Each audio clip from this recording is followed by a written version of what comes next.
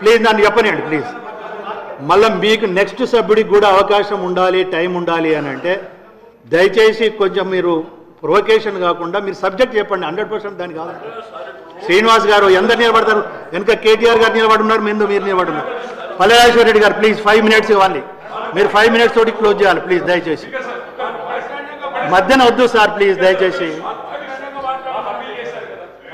కేటీఆర్ గారు. Speaker sir, మీరు విశేషమైన అనుభవం కలిగిన సీనియర్ మెంబర్ సార్. మీరు గతంలో చాలా ఉన్నతమైన పదవులు కూడా చేస్తున్నారు. మేము సిన్సియర్గా మిమ్మల్ని ప్రార్థిస్తున్నాం సార్, దయచేసి రికార్డులు తెప్పియండి. ఎన్నిసార్లు ఇంటరప్షన్లు అయినాయి, ఎన్నిసార్లు మంత్రులు అంత అంత అంత ఎక్సైట్ అయ్యి మాట్లాడితే ఎట్లా సార్? మంత్రులు sir, the essence of democracy. దయచేసి కొత్త సభ్యులు కాంగ్రెస్ నుంచి 53 మంది ఉన్నారు. The essence of democracy, the beauty of discussion in assembly sir is discussion, debate, dissent. Sir, opposition అనేది మాకు we will have our say, the government will have its way.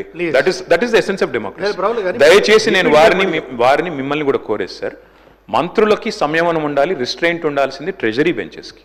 Opposition సహజంగానే మేము ప్రభుత్వం చేయని పనులు, ఇస్తానని చెప్పిన మాటలు, హామీలు కాని హామీలు మేము దయచేసి ప్రకాష్ రెడ్డి గారు, స్పీకర్ గారు ఒకటే రిక్వెస్ట్, మంత్రులకి మీరు దయచేసి చెప్పండి.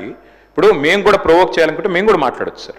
మేము కూడా చెప్పొచ్చు 30% కమిషన్ అని వాళ్ళ ఎమ్మెల్యేలు అంటున్నారు, 20% కమిషన్ అని సెక్రటేరియట్ లో ధర్నాలు అవుతున్నాయి.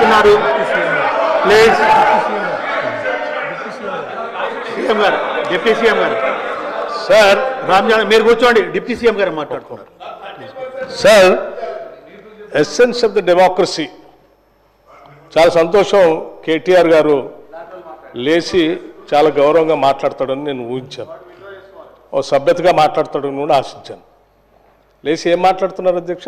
ఎసెన్స్ ఆఫ్ ద డెమోక్రసీలో డిస్కషన్ ఉండాలా, డిబేట్ ఉండాలన్నారు. సంతోషం.